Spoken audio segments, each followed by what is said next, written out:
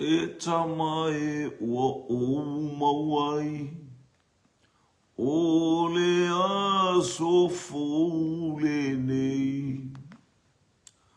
O lau mea lo falea. Ia o tausi ia lelei.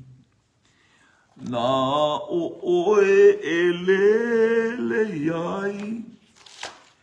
Lene ia so ua au mai. Na o oe e lele iai. Lene ia so ua au mai. Pe fetawi mamai lei. Aua o te whaawaiwai. O oe e whaawhela vei. O oe o te sauai. Na o oe e lele iai. Lene ia so ua au mai. Na o oe e lele iai. Lene ia so ua au mai. O mea e tutupu ai. Mea lelei e fia fiai. Atua fo'i ma mea tinga. E whaatau ngā lue ai. Na o oe e lele iai. Lene ia so ua au mai. Na o oe e lele iai. Lene ia so ua au mai. O mea e tutupu ai. Mea lelei e fia fiai. Atoa fo'i ma mea tinga. E whaatau ngā lue ai. Pule oe e lele iai. Lene ia so ua au mai. Pule oe e lele iai. Lene ia so ua au mai. Hallelujah. Hallelujah.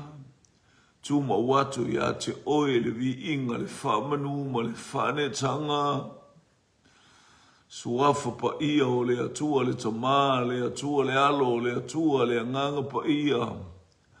Le tupu ma le atua o le li'i o li'i. Faipule o faipule, hallelujah, mai le vavau e o i le whavau. O e lawa e mai le amatanga, ia vi ia. Iova le atua o Abramo, le atua o Isaac, le atua o Iakopo. Tu mau ia te oe le vi inga nei o le whavau lava. Whaftai nei tai ao.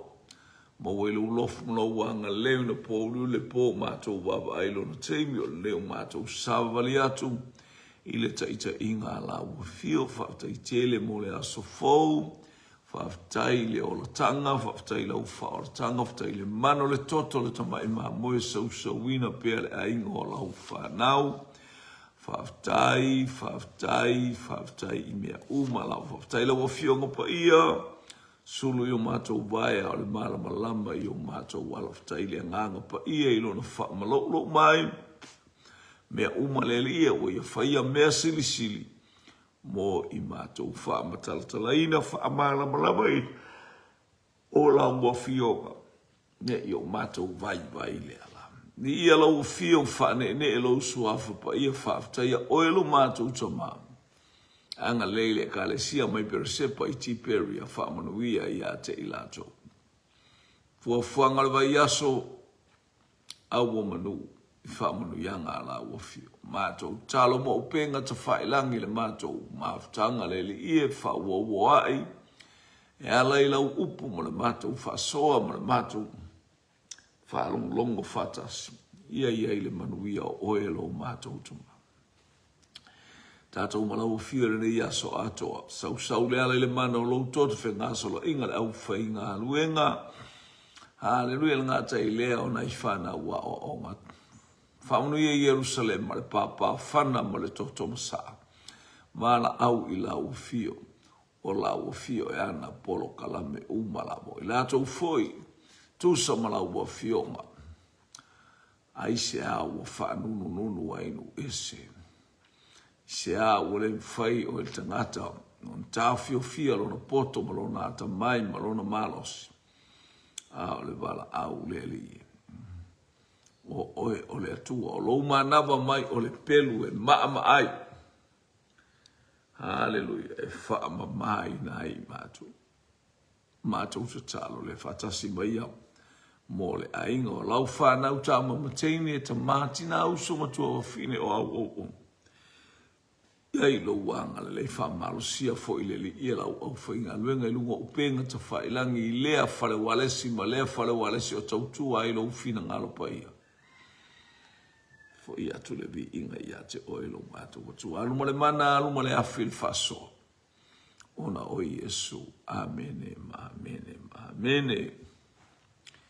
Ia ia le atua le riva e ngore a fia o tato ia le tato polo. Ka lame o le neita e au, na matanga fo il riva yaso. Le o mai tusia. Praise God. Fai uma atu le o tusia. Ilm ta upelua.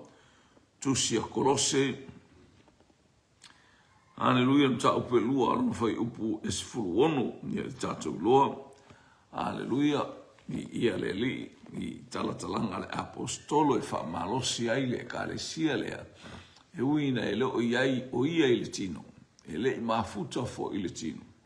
A o lona nganga ua whamanu ia I le toa. Nei awana I whamasino atu se tasi ia te utou I mea a ai.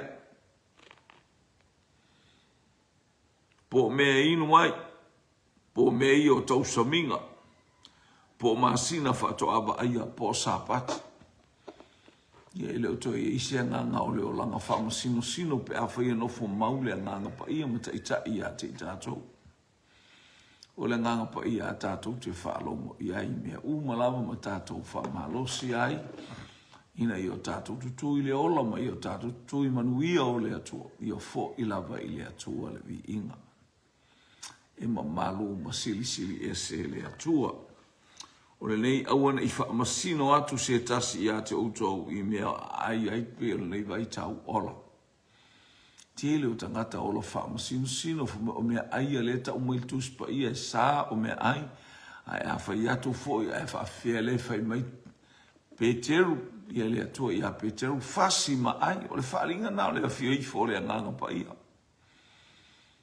Na e whaai loa ai mea na wata tala mea uma e le atua. O le ata onu ese. O le ata sa le mawhai o na o atu I ai. Hallelujah. Sa whai mawhili o le atu aia. Ona o ke riso o le mea alofa le atu. Ua ia au maia lana mea alofa whaakirisi masi. Tātou te oli mo tātou fia feo. Tātou whaalonga le fio ngā le atu. Whapeo nā lofa mai o le atua I le laulangi. Ia awina mai aino nā lo pele tō tasi na ia le whano se tasi. E whato atua I ate ia. Ia le. Praise God. I le to e whamasino ina la I tātou. Hallelujah. Praise God. Nat bau tātou tali. Ia sa oe. Whaifu e sau whaso. O mea aia la sa o le tau mai ele tuspa ia au le ata o no ese. Pei fo o le totongi o le whaifiahu. La e whai meu fo mai paulo. Awale no ale ngutu o le povi a o. A o sua le whanua. E fia ai fo le povi. O le ato le whaifiahu. Haleluia, tauna tongi le whaifi au, tauna awese mea lofa mo le whaifi au. I ia le li o atana na iloa mo o le atana o mea umahatali. I oe, apero amo malona hatali o Isaako o le ata o Yesu Keriso male atua wha maoni. Ele whaitaulanga le atua ilana whanau, ele mana o le atua watu stangata o tato uma tangata o le larolangi ma le whianginga tua i wala tau whanau i lunga o le afi. Ke ia wala ele tapua ele atua e tapua i mea le whaia. Nā mea na li mai au ni fo ele istau, ele ise winga o ia mea. I ia le li. Tato uawa ai ili atua mana whaamurianga le jai au. Hallelujah. Awana i whaamasino hatu se tasi ia te outau. Te ele le au whaamasino sino. Mea aina le ta umai le atua, ale o ta umai le whiangainga tua, le whiangainga fō. Alu lunga sau ilalo le ihe tau wai mea ainu. Ele ai atu le tala ale apostolo. Peteru. Ia tuale ai faso le ala ta lofa sana reveal ni ta ya fa muri atu le atu ele ngai le ai u tele masani e ke le ele sar ngu koro wa kali ia me fasi mai ole a o mai le tai mi o ile tala inga inu ese me sa le ai sa ino ia ile atu sa fa imu tato ma filio le atu aya la le o sa vali mai le atu wo o ile taibo fa ato ina tausama. Hallelujah. Yo o mai el fa manu yang ale atua. Praise God. Hallelujah. Yo fo ato tausama tango atule atua. Fa umatia le anu I taimi o le whiangainga tua I au tato. Ni ia le o tato tutu I taimi o le nganga pai. Walo fangia I tato le ngata ina malingi le toto le tama ima moe o le alo pele o le atua. Au mai ele atua le nganga na o le nganga lava na o le atua ia. Au tu ina mai ia te itato. O le nganga o le atua nei tutonu o lona alo pele o Yesu Keriso le tala le tusia kalatia. Wa au ina mai ia te itato lana whanau ina ia o tato I loa ona whaso. Awana I whaamasino atu ni si ate utou I mea ai. Hallelujah po vainu. Po me I o tausaminga po o ainga fato aba, po masina fato aba aia. Me sa fai le nu, fato aba aia, le masina fai la tau taulanga ma me wapena. Fai ai pia taulanga tangata lai o ele o le tino o le atua. Tato ilo o le atua na afio mai ke riso I le tino. Ina ia fai ngō fia ona e malamalama ma o malamalama. E moni lava o le alo o le atua le nei tangata. Wa fio ia I le langi o le si tianga. O le ua I si tianga le o le toia fio ke riso I le lang.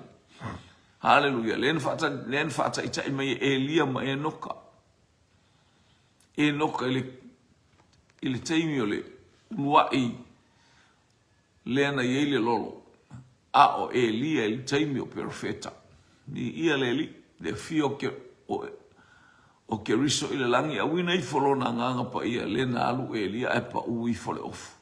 O le ata na o le anganga pai. O ata mea umatato titi o le whiangainga tuhai. Hallelujah. O masina fato ava ia po o sapati. Ia sapati e whamulmole e fitu aso. E sapati umana aso. A le aso le ta o le tato o le aso sa. E le aso tato o mai whaatasi se I mafuta futa le kalesia sa ilia fale ma no fortangata I lona fale ma mafuta. Whapa ia lona o langa whai tau savinga I aso e fitu. Wala aule vi inga o le atua e le nofo. Vi ia le atua I aso uma o lo o langa. Matai vi uma o le o langa I whapa ia o le atana o le whapa ia. Ia vi ia le atua I teimi uma le soifua mo le ola. Hallelujah. Ele na o se au sai vi ia I le atua. O ea o se vale pia e na o le aso sa. Ai la va fe a faila na le o e te vi ia vai aso ato. Te vi ia le nganga le anga. O le atua e vi ia mai le amatanga o I le ngata anga. Tuspa ia mai le aso e vese ina ile mea. Whatafuna ina ile mea sili ona pa ia. O le vi inga o le atua. Ai o mai le aso ma le falsa. Hallelujah ma le malu o le atua. Praise God. lea na whau e tāpua i eita ngata. Ia e whapena. E o mai lea nganga leanga o i rato e o mai mawha. Leanga ina le malu a lau e lea tua me umana. Hallelujah, aise a o i le taimi e wha masino ina i le larolangi e lea tua. I lo lato wola le ana i lea tua. Whamaile o la fesuru fitu. O ata lava ia o mea atali a o le tino e a ke riso lava le ia ngau e whalumai o le ata. Shadow. A picture. Io e. O le ata le mea na aia a o ke riso o le mea moni. Ia le li mea uma ia e whaata pio tato wa ile ata o le fale. A le fale mo ia le wa ungo foko e kukum. Aia e ba ile ata. Ke le irope wa whiang whai e kufunga lea. Lea fale. Aia whai ile ata. Hape na mea uma. Ia le li. O ata o mea uma. Lai whai meri whianga inga tuai. Ia au. Ke riso o le mea moni o atu mai e so te le isau tatala. Whaalea o ngātu la fora e na o sau e whaataunu. Whai upasu ma le walu au wane i wha ole se tasi a te outou i le taui i lona fia whaa lalo ma le ifo atu i angeru. O loo su e i mea ua ia lewa aia. O loo whaafifete ina fua, whaafifete fua, ina lona laba mafau whaatino ngā. Ke au mai ifo mwhai ngā. Au wana i wha ore o la ukala peia o kala kakapa ia pe o ka wha maua lalo pe o ka ngaka mama aile ai. O tangata e fia whaari liu o i le lotu. Wha mole le o le lotu le wha moe o lo so i fua mola uola. A ora tātou wha moe o le langi ma le ola e wha vau aftai mo le whatalofa wha soa le aia. Sane rivi ia le tua wha munu atu le tua le nei tai ao. Hallelujah, mo le ainga mi ia le li i whaftai whaita talo. Mi ia le li i suruiva, ua le tā ofi maufoi i le uru, ua tausia ai ma whamarosia i le tino uma, i mea e soo ai a toa maua, o loo tupu ai ina ua whaatupu ina mai e le atua. E leo kausika ngaka le uru. Taloa Sherry Laban, o le uru lea o le atua. O le ulu o le atua, o le ata, o le ao, o le ekalesia o Iesu Keriso, au i tātou le tino. Mi ia le li, isi mea na fwai ale mana amana, o le ue mi milo le ulu le aise mea whape nā. O ni tala whaavale valea, ma ni tala le aina, ma ni tala kopi solo mai ka ngaka. A le minoilo ulu e le minoile ua. E le ngofonga le ua ke aufia mi milo whaia kui, o le ua ki on ke le mi milo. O le uru le ma fofopo o la ia i o matana e titi na mimilo le o lo ua. O le tele o tangata whai mai o le ua. O le ata o le whawhine a manga o le whawhine e mimilo le kamalo e mimilo. Oka e. Mō tala whaatupu. Ma tala e li malama i ai. Ioi whaapea le ua e le whainga o le whaamatalanga. A o se whaamatalanga matuam. Le manuia. Mas tala e ta umai ai le whaora ino le tangata. Ta umai ai le malam. O tala ia le whaima i tuspa ia i o tātou whaautou te i tala whaapea. Ua le tāo fi mau foi i le uru. Ua tau sia ai ma whaamaro sia ai le tino uma. I mea i soo ai atoa maua o loo tupu. O loo tupu ai. O loo tupu ai. Ina ua whaatupu ina mai e le atua. Io. Se lo ngai mingo yo ma ke ki le mele pa o. Foko a mingo ile le ua. O le mea fa ile ua. Hallelujah. Fiso ta inga ale ufa mai o le ua o le ata o le akole fa fingi. Lua se fulu. O le nei a fai ua auto woti fa atasi ma ke riso ima ta upu mua o le lalulangi. Se ale mea tau te ususta i atu. Wai i tū la fono peise i wano nofo o tau i le laulangi. I e lau tau mai. E le ni o le laulangi tātou o tātou o le laulangi. Tātou te leo mai sa ili se lotu pe tātou te o mai tau ave se ingo se lotu a pisa ai tō tele. Ua ma lo solo ai ma whape na ano fe me ai. Mo re tapua inga saole ole. Mea saole Oso mai tala le atunu fo mai na mua tau nu mai sa mo yo e fa pena le au mai ngor tala le. Ele au mai lo e malos apero amo. Na wala au apero amo ai na alu apero amo. Tia ilo na to olua e kupito. Ana leo o atua ele a ao le atua e fasioti a farao ma fa polonga farao. Mai farao so la no fei fa pe au me ali. Na me o esa wei fai mailia me mai e se me le anga e to sa mailia tua ia te a uma no. Sa we wa kulo ko lua malua o ese lo. Ma tu me ia e ave mo lo to lua langa o kan kau fa ma lo si lo ko lua. Ele ma fai ngo fai se me le anga o le ile atua. Ma ia ana te le tangata ile atua. Ia le praise God. Sila mana lu tato i loa le lei o le atua. Ma tato i loa le tato u tapo inga ia Yesu Keriso. Ele o se lotu. Tau te le o e vai. Tau te vai foi. Hallelujah. I te mi tato te titule. Ele o flow le ile a bete iai. Tu i lunga savali. E tau atu ati o ele o le ile mele ke iai. Nga o kaua mamisa ma wha makalanga ma kele le kaupala. Tu i lunga e savali. Awa e te vai atu i le mea iele o ti a e no fua. Te le ki angai vai ako le mea o kangaka ingupia kankala ala e alu afa kankala ngoa. E kalango e ko ingupia. I te alua e o ti a iu. Iu e aisea. O le pia o le mele anga le wela ko le mea o ki e kangaka. Pe te whelua i arala e te ora le tino ma e malosi. A ua laulo kusko finga. Polono winga ua e oti. Hallelujah, e oti fa le nganga. Hallelujah, foi me te alu esse fa pena foi oi. Ia leli. Ili si o sotal no ia te au le winga le lotu. Oka. Le ia se me la sa fu fa me fu wa o te le o tala no fu ia o se lotu. Au fo ia ese fo ile lotu ese fo ile wala au ngā lea tua ia te ula to ia malo uolanga. Ia leli, praise God. Tato wapa ai atu le amata maingo le nu o lea tu se ia o mai. Ia leli. Tangata ana o la to muli ia Yeroboamu. Le nuna silna ino ia ile atua. Ahel na to e ta pena ile to le o lana fe ngai ngai fa vau ya Abraham isa ako ma Jacob o lona no hallelujah to e ta pena ile to mo fe ngai ngo te o sina matangata Israel ma yuta e tu maule fa vau le pe o le fe ngai na o sia mo la to ma o tai mai la to e ko picho na o ino ia Jeremia to sultas fa upo to das mal to sulu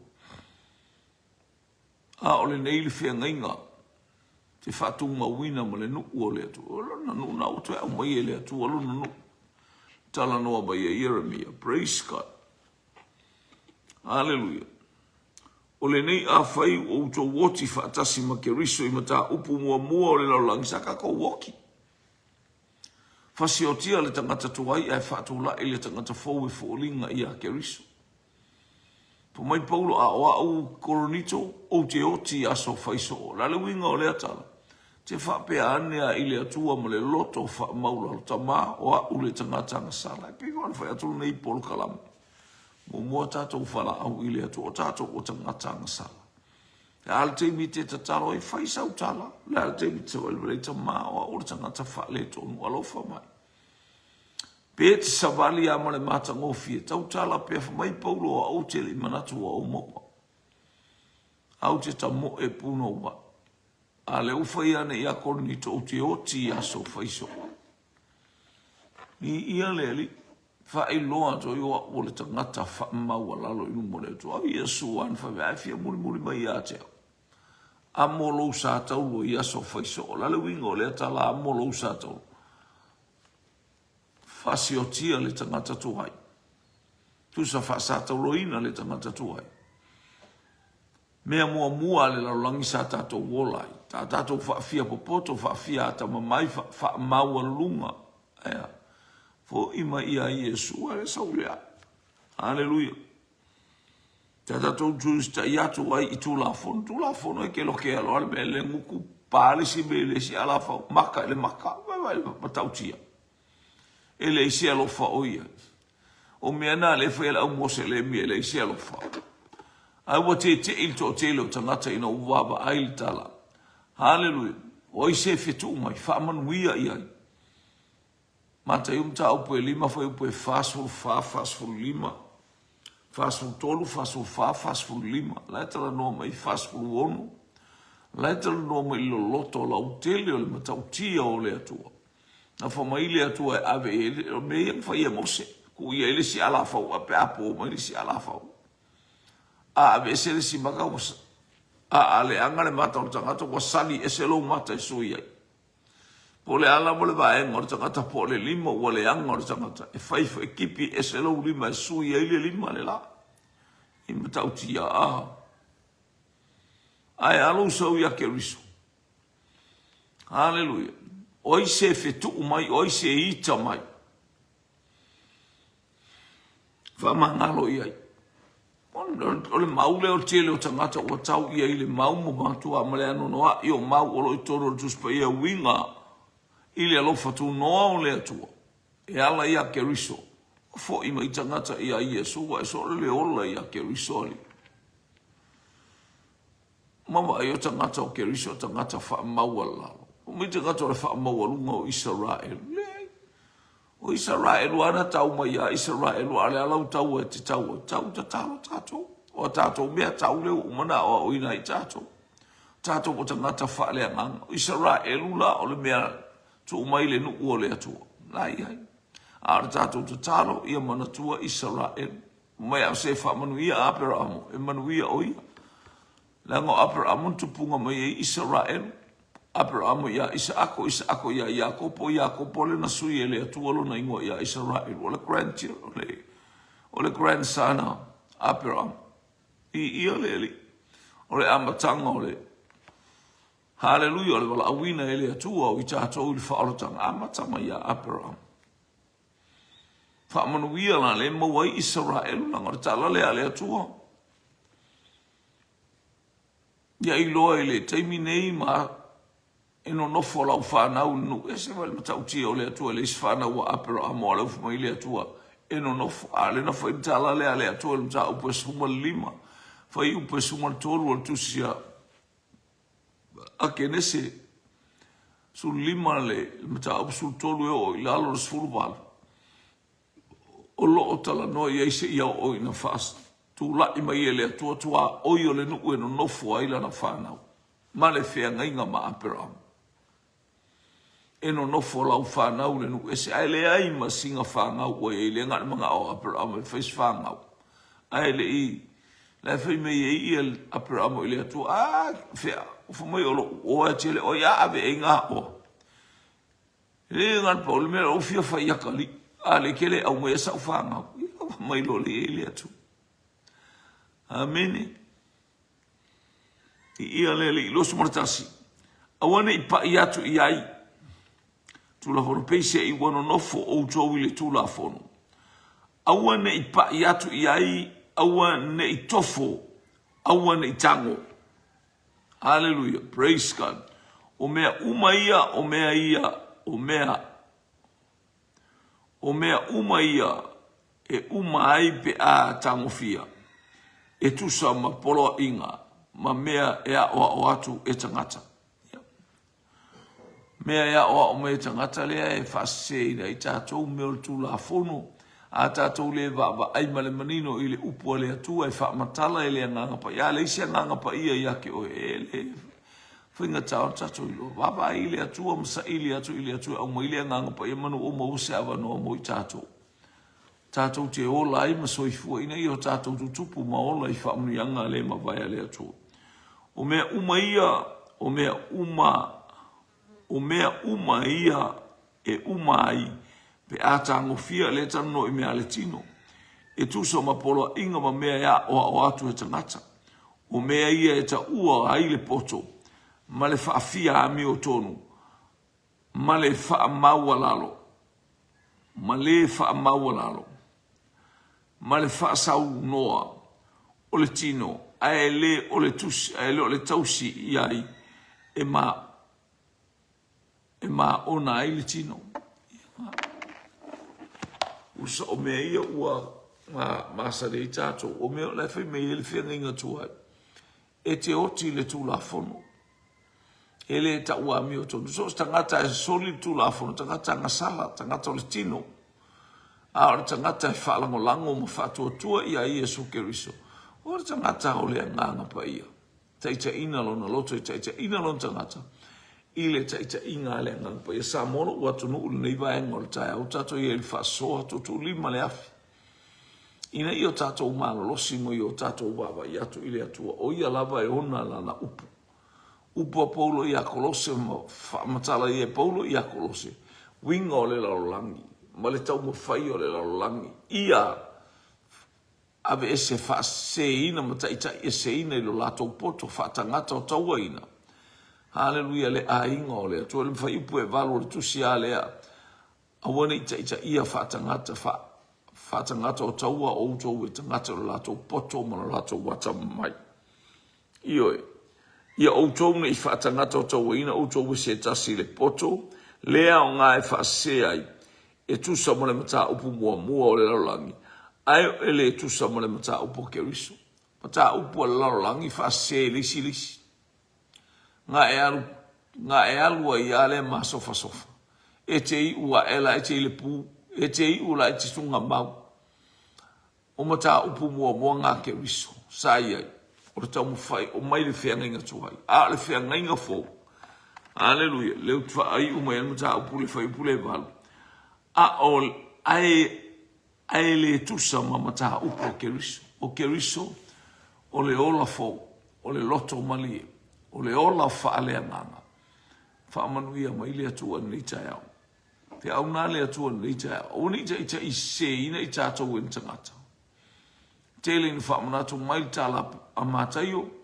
Hallelujah. Ina ua o ia Iesu mauna so. E whaeto le ale winga o ia maa ama ia mea. E whae aua ne i whaase ina o tau ne i whaase ina e se tasi.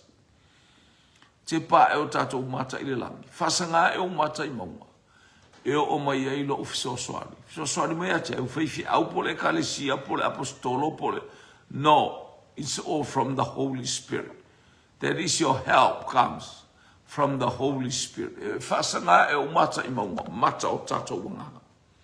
E lo walo e kirikira le maunga i le isau mea maunga le maunga ngā loa e kwa le maunga i la auma.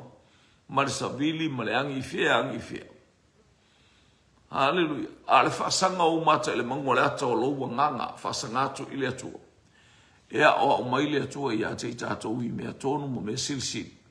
Ia i uai mea uma i lona vi inga. Whamunia mai le atua i a te oil nei tai au. Hallelujah, tātou wawa. Ia te pao tātou mata whale nganga i le lipe in hawa o mai nei tai au. Ina ia taita ina i tātou e le nganga pa ia o le atua. Whaingo fie ai mea uma. Whaingo fie na whailau whaftai il tangata. Whaingo fie na alwe whato ese il tangata. Whaingo fie mea uma. Praise pe a taita ina i tātou e le nganga pa ia. Ia le Iei umea umai le vi inga o le atua. Sa awhiwhinga le tātou pōkalame le leita e ao mo le a inga i tutuila Amerika Samoa. A awhia ngai e le tātou atunu u tutuila Amerika Samoa. Ma whainga alotu o le nei aso. Ia angalele i atu le atua pa i atu le atua. Ha uli masao mea umai le taita inga le anganga pa ia. Whaalonga ila na whanau i le upu fola le atua mo le tau whasai le ataimi ma le ataimi. Hawaii ma Amerika, o le ala wale whatalo whaitasi wa nei aso, i o le aso ngafua i Samoa nei. Hallelujah, Australia ma New Zealand. Ia a o le taimi nei o whainga alotu i tono o si o tātou. Motu i sai, i le territory. Ia angalele i atu le atu, al whasoa aina. O lana upu fola i le nei tai au. Ona o Yesu. Amen. To God be the glory forever and ever. Moas sota inga, mas whaupoino tātou polo kalame masani ai. Ai mainu e mamau le ala, i le tā o le se fulu manelua ona o Yesu. Amen.